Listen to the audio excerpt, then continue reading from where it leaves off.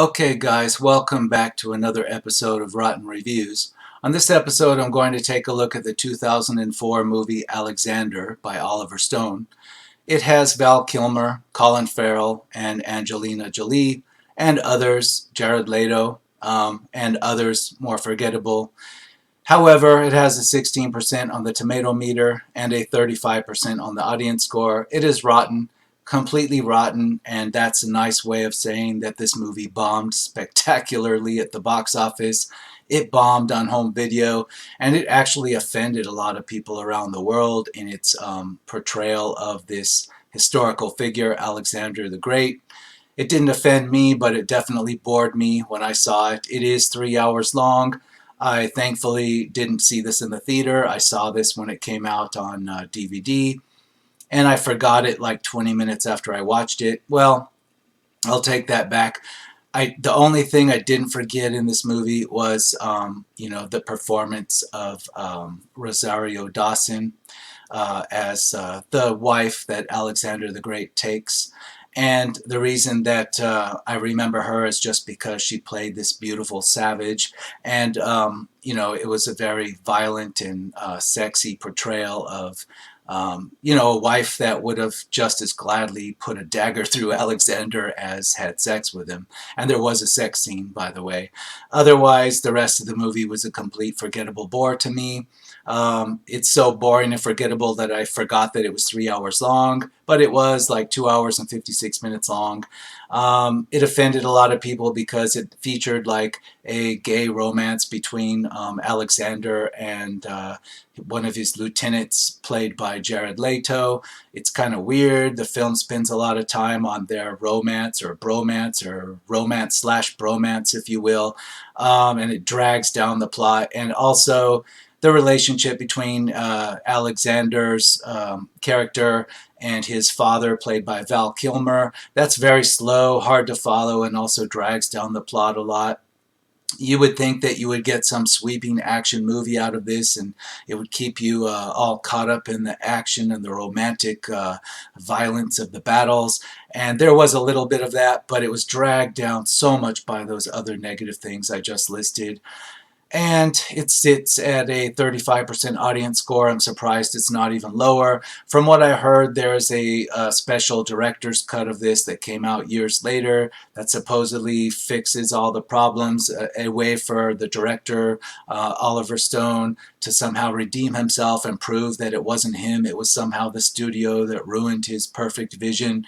From what I've heard, though, it's not much of an improvement, and it's still too long and boring. Some of the battles are longer, but again, making the battles longer simply makes it more boring on top of that.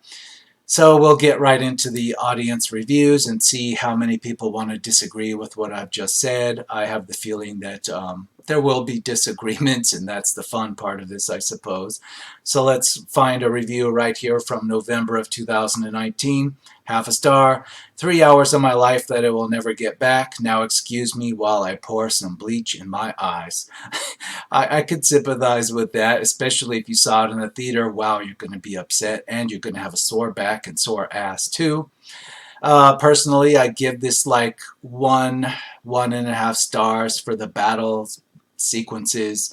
Right off the bat, I found it ridiculous that they cast Colin Farrell and Angelina Jolie as son and mother in this. Angelina Jolie is only, a handful of years, if 1 or 2 years. So basically, she's the same age as Colin Farrell for the most part. I haven't looked it up. I'm too lazy to do so, but I'm pretty sure they're about the same age. And yet, she's his mom, and it's just not convincing. They're miscast together in those roles. One of the other of the two had to go, really. And since I can't make up my mind which one would have to go, I would say they're probably both miscast. It's pretty bad when, the person playing the title character of the movie, you think he might be miscast. So that's bad. Let's move on. 5 stars. Forget Hollywood critics' lockstep bias reviews. If a movie isn't to their political liking, it gets no stars. This is a very entertaining movie. I love historical spectacles, and this qualifies as one to relish. Great scenery and costuming. The action scenes are nothing short of fantastic. A little overacted and lengthy, but that can be overlooked based on fine storytelling. Stone hits another home run, a must see. I don't know what movie they think they saw. Maybe they saw that director's cut, and I haven't seen it. I've just heard about it. But referring to the original theatrical release, I'm sorry, I just don't believe that this is a real review. 4 stars. One of best biographic history, entertaining. Babylon is best scene in movie. I also like Vangelis music of film. Okay, well, this is obviously not an American or an English speaker rating this. And speaking of English speakers, Colin Farrell is cast, of course, as Alexander the Great, yet he still has his Irish accent. And in fact, because of that, they cast the actor playing his younger self in the movie with an Irish accent as well. I don't get it. I don't know. There are movies that take liberties where, it's set in some ancient time. Maybe it's in Turkey or Greece or wherever. And all of the actors are speaking with a British accent. Well, it kind of works because they're all using the same, accent. They all speak the same. But when you have just an Irish accented Alexander the Great, and yet his bromance lieutenant, played by Jared Leto, doesn't have an Irish accent, and they grew up together, and they're lovers, and etc. With Angelina Jolie, her accent is not an Irish accent, and Val Kilmer's accent is not an Irish accent. How does this work exactly? Yeah, it doesn't work, right? So let's just forget about those 4 stars. Be more realistic. This is like 1.5 stars. 4.5 stars. One of my students saw this 10 times or more. It changed her life, and she now studies ancient history. And she's still enraged about the critics, so this epic really works. Why don't I believe this? If it's true, it's sad. It's a sad comment on the university system, and I don't know what country it's in because it could be Europe, it could be here. I can't tell just from the name Peter W. on the review. If I assume it's in America, then it's a bad university system in America. 3.5 stars. This is a movie that never gets old to me, so I was surprised of all the criticism. 5 stars. I actually loved this film, and especially Colin Farrell. Happy to watch using Boxy software. Okay, whatever. I'm assuming you're getting this for free. So for free, maybe it pleases you. Okay, I'm not going to argue that. If you're telling me that any epically bombing movie, the worst kind of dreck, is enjoyable once it's for free, well, okay, maybe. But then again, how free is it? You're still paying for your internet service, and you're paying for the electricity, and you're paying for the computer itself or the phone. So it's debatable as to whether it's actually totally free. But let's move on. 5 stars. One of the greatest movies of all time. Nuts that critics gave it 16%. I'm surprised they didn't give it 2%, but let's move on. 4 stars. I like this movie. Don't know why people don't. 2 stars. Much too long and boring in many parts. Half a star. Total straight washing. So somebody's going to say that there wasn't enough homosexual stuff in it. Okay, that's one opinion. See, I don't know. I'm not an expert historian on Alexander the Great. I'm not even sure if there's enough actual, real documented history that would say whether he was having a romance with one of his male friends. Could be true. Maybe it's not. I don't know, but they're saying there was not enough of that in this film. So that's a contrarian type opinion for sure. 1.5 stars. Boy, was this painful. Colin Farrell and Oliver Stone team up to make this magnus opus on Alexander, which badly misfires. Watch this to see how not to make a big budget film. Yeah, I would say it's a big budget of 3 hours of, I forgot most of it, like I said, except for Rosario Dawson. I didn't forget that. Half a star. An absolutely terrible movie, beyond cheesy acting and just bad in general, lousy. 4 stars. I don't know why so many people hate this movie. I love it. 1.5 stars. Yes, I made it through all 3,482 hours, 13 minutes, and 22 seconds of the ultimate super duper mega awesome director's cut. Yes, it's as bad as everyone said it was. I'm not saying Colin Farrell is a bad actor overall. I'm just saying this is a textbook example of a square peg in a round hole. All the costumes and sets look surprisingly cheap for a movie I hear cost $150 million. Where did all the money go? Probably towards all the guyliner Farrell wears. I'll agree in one regard. I don't think Colin Farrell was miscast. I think it's the way he performed it. He kind of portrayed in Alexander the Great that, yeah, he's a military hero and supposedly a military genius. That's what history tells us. And yet Colin Farrell makes him look like he's kind of like a semi-flamboyant homosexual, alcoholic, hot-headed, impulsive, illogical tantrum thrower. Yeah, so it kind of conflicts with the historical version we're supposed to believe. I don't think that's miscasting, though. I think that's just that's the way Oliver Stone wanted Colin Farrell to portray Alexander. So I don't think it goes on to Colin Farrell as being the bad guy here, as being the person that committed this egregious error. I think you need to direct that to Oliver Stone. He's the one telling Colin Farrell what to do. He's the one that made sure this got to the movie theater. He's the one that had this edited together. So why are we blaming Colin Farrell? No, it's Oliver Stone. 4 stars. I think I'm one of the few people who actually liked this movie. It's long, but it does tell a story. Well, yeah, it tells a story that's very forgettable. Like I said, I remember almost nothing of the story. So, yeah, 1/2 star. A horrible, stupid movie. Can't believe I actually sat through this mess at the theater. I'm surprised. I give you credit for the stamina. If you could sit through this thing in the theater without getting up, at least to go to the bathroom and splash cold water on your face, it's very long and tedious and exhausting. 1/2 star. Colin Farrell and the horrible, no good, very bad movie. Jesus effing Christ. This has to be one of the worst movies I've ever seen. Boring talk scene after boring talk scene, lasting for about 9/10 of the movie. The dialogue is so stiff and jarring that I can't help but get a headache whenever someone talks. Not only was this movie painful to listen to, it was ugly to watch. The color palette was fugly as hell, with browns and grays being smeared all over the screen at nauseum. Yeah, I'll agree with that. It was very inventive. I mean, as far as for all the characters sitting around and talking in different locales. But yeah, the color palette was very boring in itself.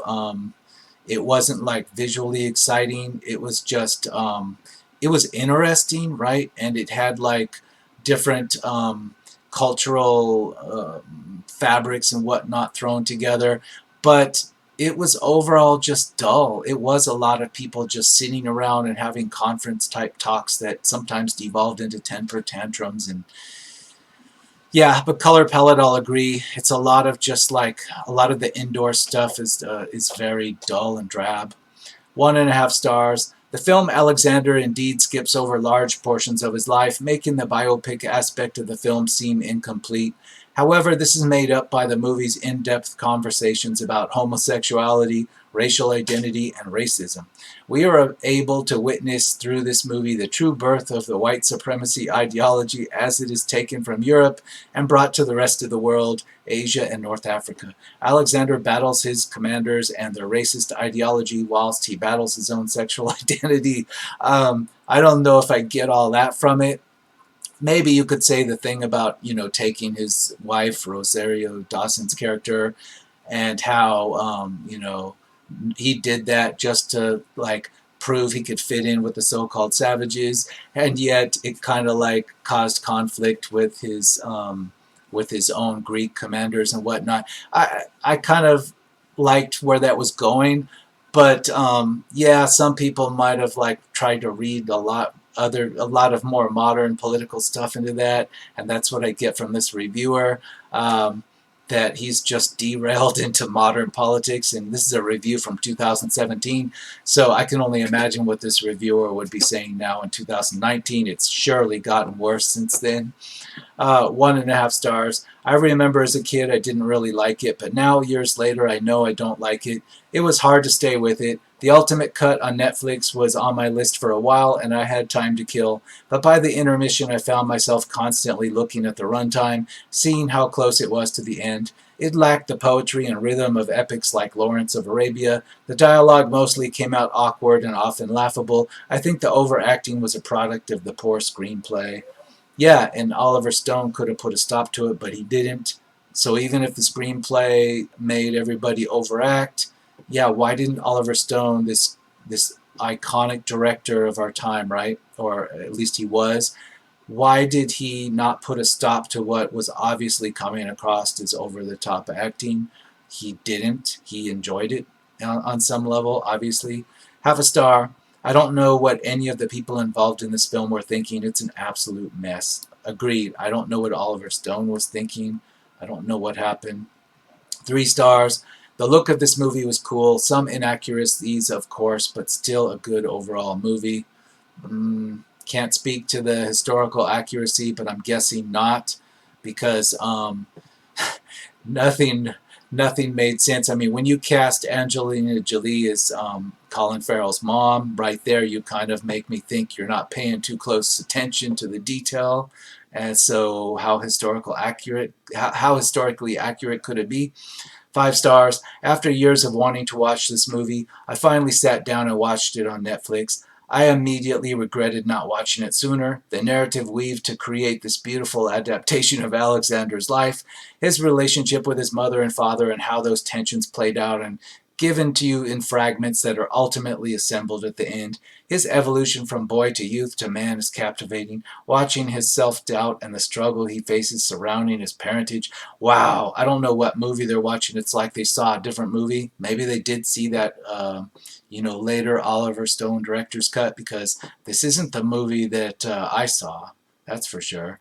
1 star. Talk about a bad movie. I could not get past the 2-hour mark, and that says a lot since I got past Attack of the Killer Tomatoes. Real quick, Alexander and his dad were both Irish.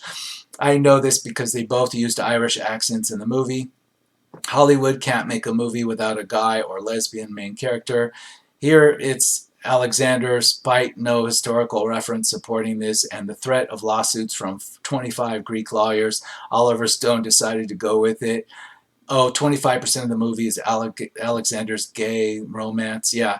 Apparently there were, it really offended people in Greece, and there were lawsuits about this. But yeah, Oliver Stone chose to really push the gay narrative with Alexander the Great. What was he thinking? What was he trying to do? I don't know. We can only speculate. It's nothing sounds too good, though.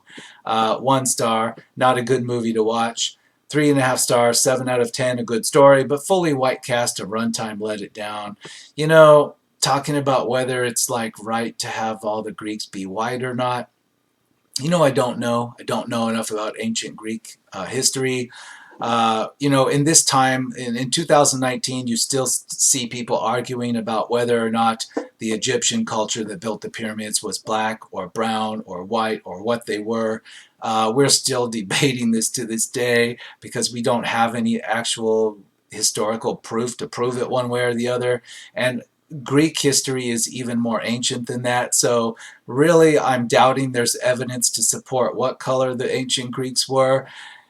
We can just extrapolate based on what we know today, right? You would guess that they're like more of an olive brown color, but I don't know. Maybe they were white. I just don't know. So I find it comical when people that they think they do know say that the movie whitewashed it or didn't whitewash it or did some other kind of race washing to it.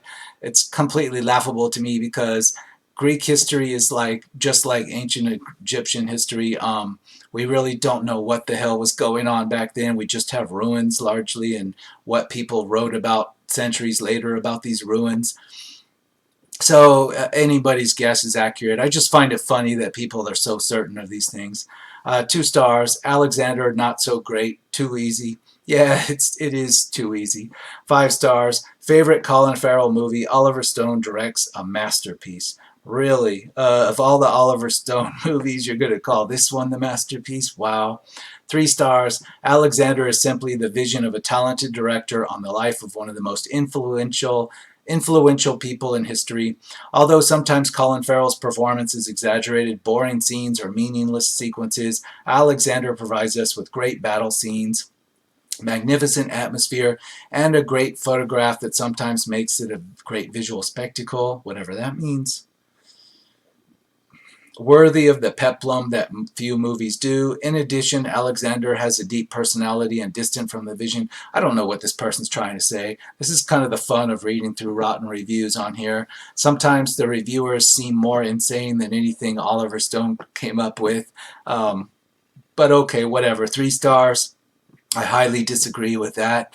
1 star, stupid and laughably executed. 1 star, I caught the final cut edition of the film for some odd reason. It added even more time to an already long and drawn out theatrical cut.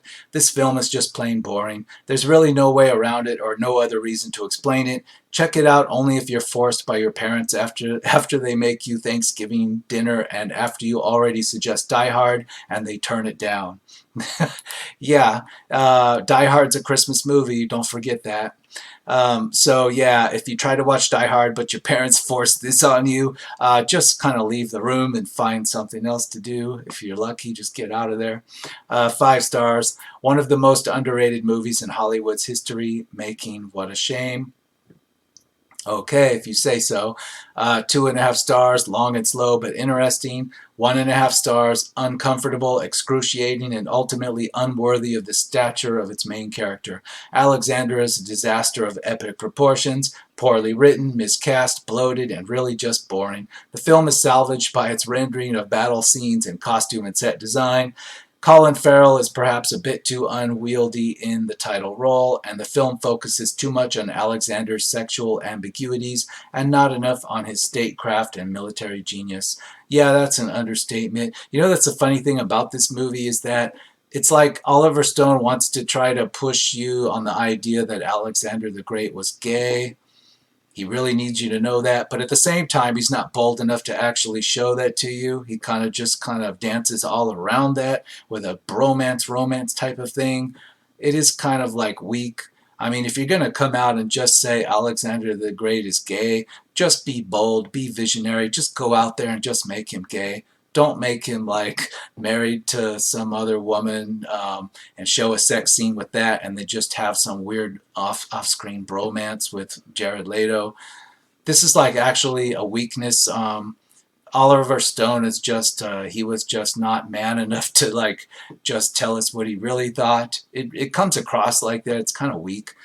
December of 2015, 1.5 stars. Ridiculous and uncomfortable to watch. Doesn't have the weight that its subject matter demands, and it merely feels lost in its time. Never does it wow, and often does it repulse, with nearly every major player being miscast, though Colin Farrell does a competent job in the title role. You know who I think was really the most off-putting?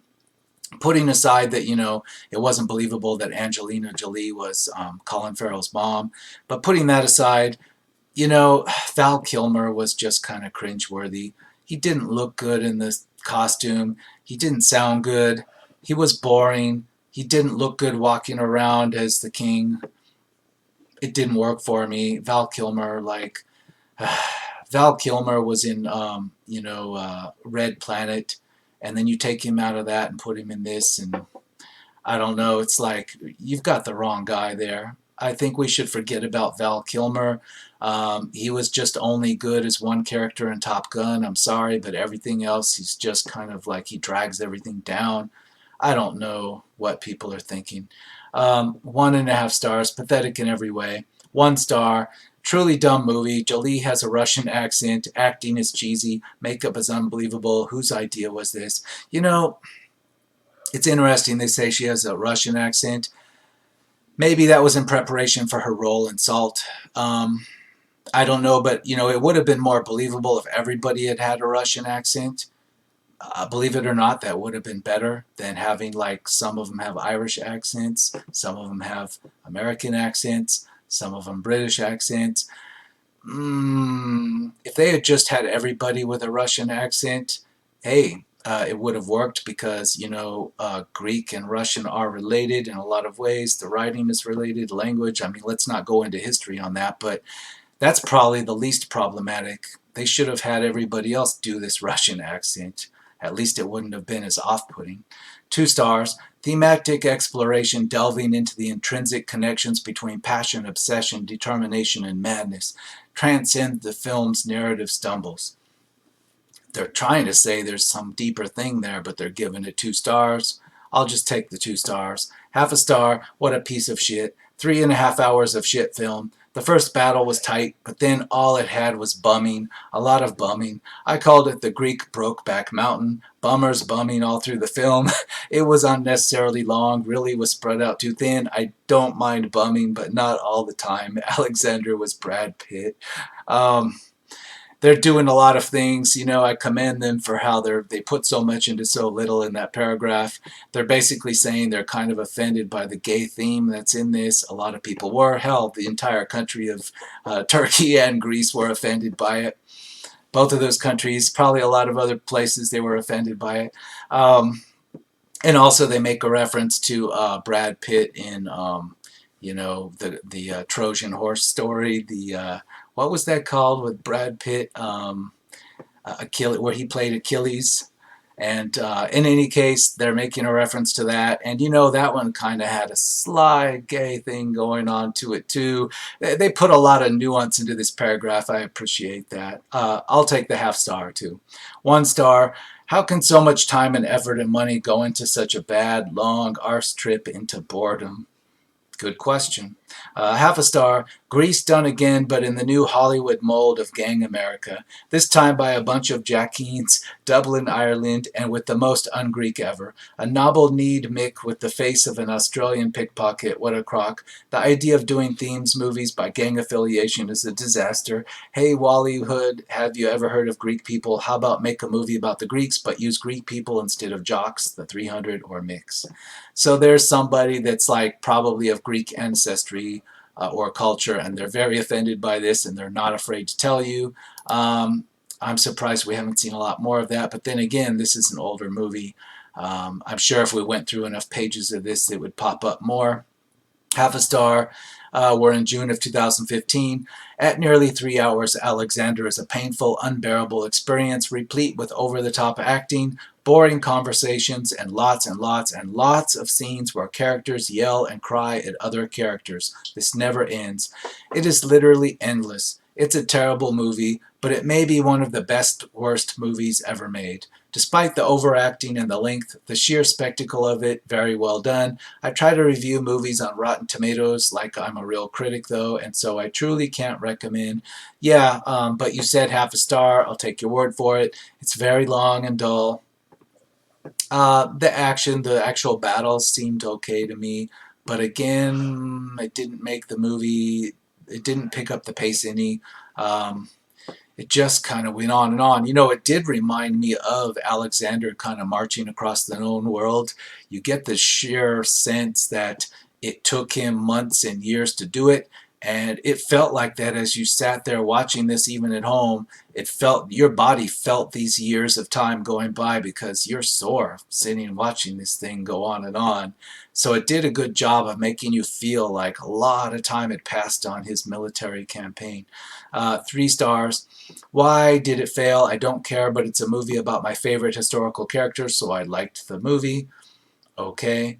1.5 star. This dull, emotionless, contrived, and conceited mess of a film has the makings of a high school play gone wrong with shredded direction, hammy performances, especially Colin Farrell and Angelina Jolie, who gives her worst performance out of her whole career, and I love her. Sparkly cinematography, that somewhat passable and boring tone. Yeah, Angelina Jolie goes over the top too. She doesn't have that much, time in the film. But when she gets a block of time, yeah, she's kind of over the top on this too, but not as off-putting as, Alexander himself, Colin Farrell, when he gets all cryy and pouty and drunk. And yeah, but she's pretty bad too. Half a star, single-handedly the most disappointing movie ever made. 3 stars. Make sure to get the director's cut of this historical bioepic. Well, I disagree because the other reviewers are totally telling me it just adds a longer running time and gets even harder to sit through.